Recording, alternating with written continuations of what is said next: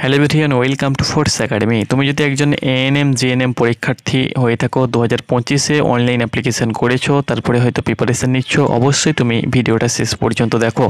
আশা করছি তুমি admit card download করেছো। তোমাদের পরীক্ষা আগামীকাল 19শে অক্টোবর রোজ রবিবার শুরু হতে চলেছে। তোমরা অ্যাডমিট কার্ড সকলে ডাউনলোড করেছো এবং তোমার পরীক্ষা সেন্টার কোথায় পড়েছো আশা করছি তুমি জেনে গিয়েছো। পরীক্ষা সেন্টারে পরীক্ষা দিতে যখন তুমি যাবে তখন কি তোমাদেরকে নিয়ে যেতে হবে, কি ডকুমেন্টস তোমাদেরকে নিয়ে যেতে হবে, ফটো তোমাদেরকে নিয়ে যেতে হবে কি হবে না সেটা কিন্তু আমি তোমাদেরকে বলে দেব। সেম ফটো তোমাদের লাগবে না, সেম ফটো যদি না থাকে অন্য ফটো দিলেও চলবে, সেটাও কিন্তু আমি তোমাদেরকে বলে দেব। সেই সঙ্গে সঙ্গে নতুন কি নিয়ম তোমাদের পালন করতে হবে, সেই সঙ্গে সঙ্গে ওয়েমারটা কীভাবে তুমি ফিল করবে সেটাও কিন্তু এক নজরে বলে দেব। তো তোমরা যারা পরীক্ষার্থী রয়েছে আমি তোমাদেরকে বলবো, অবশ্যই তুমি যে কোনো ইন্টারনেট দোকান থেকে বা সাইবার ক্যাফ থেকে একটা ওয়েমার তুমি প্রিন্ট আউট করে নাও। করে নেওয়ার পরে তুমি সেই ওয়েমারটা কী করবে, ফিল করার চেষ্টা করবে ঘরে বসেই। তাহলে কী হবে, তোমার হাতের স্পিডটা একটু বাড়বে এবং ওয়েমারে কোনো প্রকার ভুল হওয়ার সম্ভাবনা থাকবে না।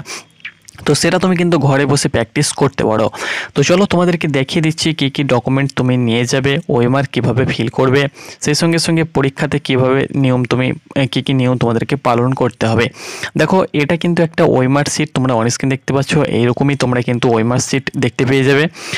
এখানে কিন্তু অনেক তথ্য কিন্তু তোমাদের দেওয়া হয়েছে, সেখানে হয়তো কিছু তথ্য নাও থাকতে পারে। ওকে, ওএমআর আলাদাও হতে পারে। তো প্রথমত আমি তোমাদেরকে একটু এক্সাম্পল দিয়ে দিচ্ছি, সেই হিসাবে আশা করছি তুমি কিন্তু জানতে পারবে। তো দেখো, এখানে কিন্তু প্রথমত রোল নাম্বার তোমার অ্যাডমিট কার্ডে রয়েছে, সেই রকমভাবে রোল নাম্বার ফিল আপ করবে, নাম ফিল আপ করবে। এবার দেখো একটু জায়গা তোমাকে বুঝিয়ে দিচ্ছি। এখানে রোল নাম্বার দেখো 2, যদি 4, 2, 4, 6, 8, 10, 12, 14, 16, 18, 20 ধরে নাও এটা তোমার রোল নাম্বার। তাহলে এই যে তোমাদের ফাঁকা ঘর রয়েছে, এখানে যদি তোমার 2 হয় তাহলে এখানে আমি তোমাদেরকে বলে দিচ্ছি, ধরে নাও এখানে তোমার 2 হলো, তারপরে 4 হলো, তারপরে 6 হলো, তারপরে 8 হলো। ওকে, তাহলে কিন্তু তোমাকে কি করতে হবে, এই যে 2-এর সোজা যে 2টা আছে, এই 2টা এটা কিন্তু তোমাকে গোল করতে হবে। ওকে, 2 হয়ে গেল। এবার এখানে দেখো 4 রয়েছে, যদি এই ঘরে তোমার 4 থাকে, ওকে 4 থাকে, তাহলে এই যে 4-এর সোজা নিচে যে 4 রয়েছে এটা কিন্তু তোমাকে গোল করতে হবে, এটা রোল নাম্বার ফিল আপ করতে হবে।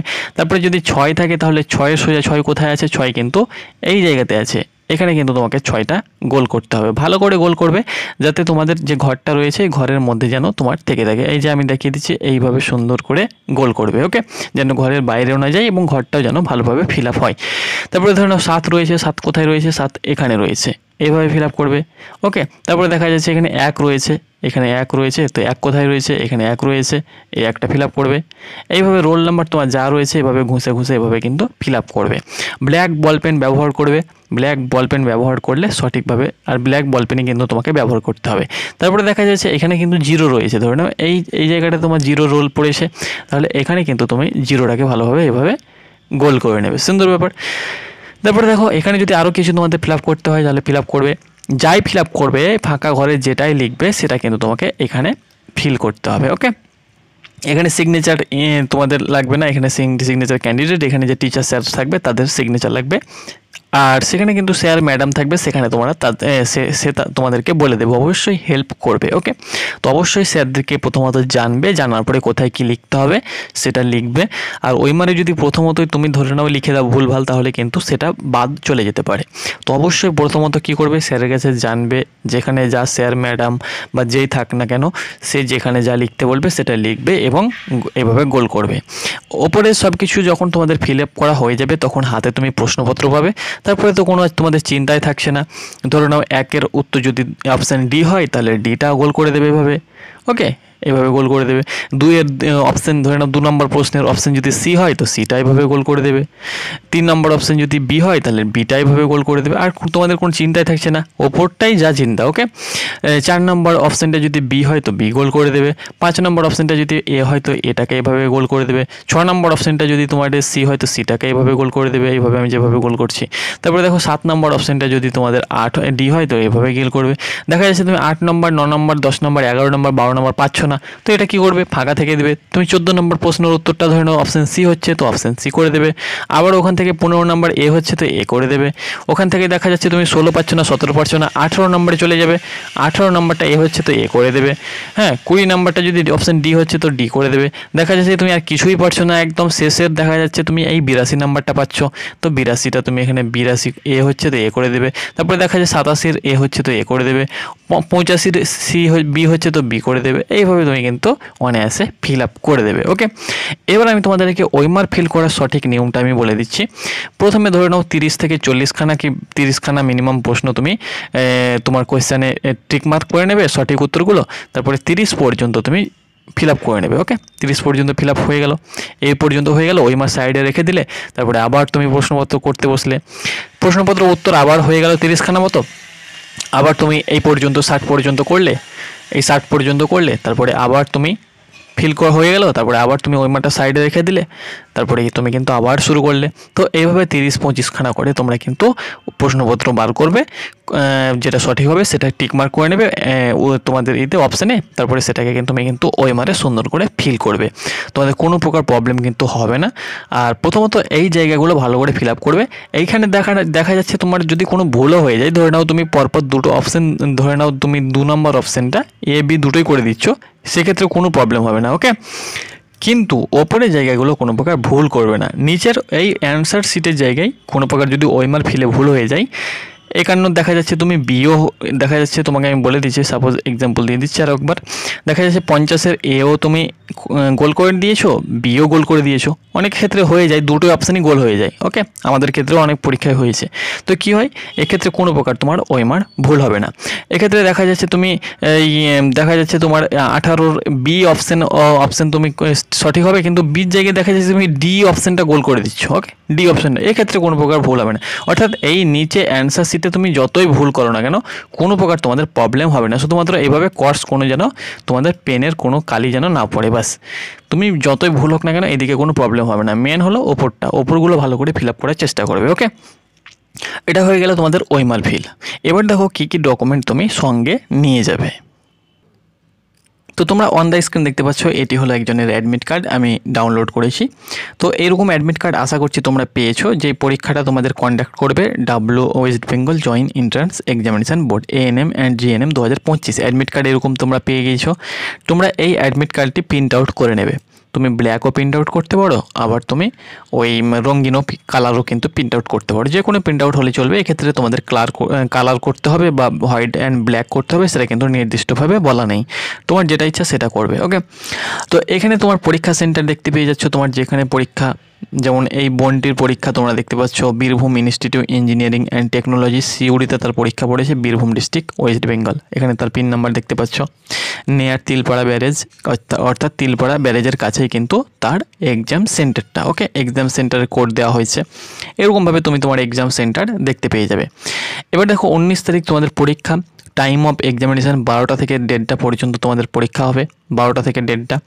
এবার কি বলেছে, অ্যাট লাস্ট দেখতে পাচ্ছ 1 ঘন্টা 30 মিনিট বিফোর দ্য এক্সামিনেশান। অর্থাৎ তোমাকে যে রিপোর্টিং টাইম, অর্থাৎ তোমাদের যে মানে গেটে তোমাদের মানে ঢোকাতে শুরু করবে 1 ঘন্টা 30 মিনিট আগে। অর্থাৎ 12টা থেকে যদি তোমাদের পরীক্ষা শুরু হয়, তার 1 ঘন্টা 30 মিনিট অর্থাৎ 10:30 থেকে কিন্তু তোমাদের কী হবে, তোমাদের গেট ওপেন করে দেওয়া হবে। ওকে, 1 ঘন্টা 30 মিনিট আগেই কিন্তু তোমাদের গেট ওপেন করে দেওয়া হবে। অর্থাৎ তুমি মোটামুটিভাবে 11টার মধ্যে পৌঁছে যাওয়ার চেষ্টা করবে। ওকে, 11টার মধ্যে। 12টা পর্যন্তই কিন্তু তুমি ঢুকতে পারবে। এক্ষেত্রে কোনো তোমাদের যে গেট ক্লোজ করে দেওয়া হবে সেটা না। এখানে 1 ঘন্টা 30 মিনিট আগে তোমাদের রিপোর্টিং টাইম দেওয়া হয়েছে। এই সময় থেকে কি হবে, তোমাদের গেট ওপেন করে দেওয়া হবে এবং 12টা থেকে তোমাদের পরীক্ষা শুরু হয়ে যাবে। সেহেতু তুমি অবশ্যই যদি 11:30টাতেও যদি পৌঁছাও কোনো কারণবশত, বা 11:50-এও যদি পৌঁছাও, তবুও তোমার প্রবলেম হবে না, তুমি কিন্তু অনায়াসে ঢুকতে পারবে। তবে আমি তোমাদেরকে বলবো অবশ্যই 11টার মধ্যে পৌঁছে যাওয়ার চেষ্টা করবে। ওকে, তাহলে একটু ওখানে রেস্ট পাবে, একটু মনটাকে তুমি শান্ত করতে পারবে। এবার দেখো কী কী ডকুমেন্ট তুমি কিন্তু নিয়ে যেতে পারবে। তোমাকে বলে দিচ্ছি, এই অ্যাডমিট কার্ডটা নিয়ে যাবে সিম্পল ভাষায়, এবং অ্যাডমিট কার্ডের পাশাপাশি আধার কার্ডটা নিয়ে নেবে। অরিজিনাল আধার কার্ডটা তুমি কিন্তু নিয়ে নেবে। আধার কার্ডে যদি কোনো ভুল টুল থেকে থাকে তাহলে প্যান কার্ডটা নিয়ে নেবে। প্যান কার্ড যদি না থাকে তাহলে ভোটার কার্ড। অনেকের ভোটার কার্ড হয়তো হয়নি এখনও। ওকে, যদি তোমার হয়েছে তাহলে ভোটার কার্ডটা নিয়ে নেবে। যদি ভোটার কার্ডেও ভুল থেকে থাকে বা ভোটার কার্ড হয়নি তাহলে তোমাদের মাধ্যমিকের অ্যাডমিট কার্ড সঙ্গে আধার কার্ডটা নিয়ে নেবে। বলবে আমার আধার কার্ডে ভুল রয়েছে, আমি এমপি অর্থাৎ মাধ্যমিকের অ্যাডমিট কার্ডটা দেখাবো। ওকে, তাহলে ওটা করবে। আর যদি তোমার সব কিছু ঠিকঠাক থেকে থাকে তাহলে আমরা যেহেতু আধার কার্ডটা ব্যবহার করে থাকি তাহলে আধার কার্ডটা আমরা নিয়ে নেব, আর কোনো প্রকার ডকুমেন্টস নিয়ে যেতে হবে না। ওকে, এবার দেখো এখানে কিন্তু বলে দেওয়া হয়েছে তোমাদেরকে কিন্তু ব্ল্যাক বলপেন দেওয়া হবে অর্থাৎ কালো কলম দেওয়া হবে, তবুও তুমি কিন্তু কালো কলম নিয়ে যাবে। আর যত তুমি সরঞ্জাম নিয়ে যাবে, এক কথায় আমি বলে দিচ্ছি, ভিডিওটা লম্বা করছি না, ধরে নাও তুমি ইলেকট্রিক ডিভাইস, তারপরে কোনো হেডফোন, ব্লুটুথ বা মোবাইল, কোনো স্মার্ট ওয়াচ, যত যা তুমি নিয়ে যাবে, জলের বোতল, সব কিছু তোমাকে কিন্তু তোমাদের ফ্যামিলির মেম্বার যে যাবে তার কাছে কিন্তু রাখতে হবে।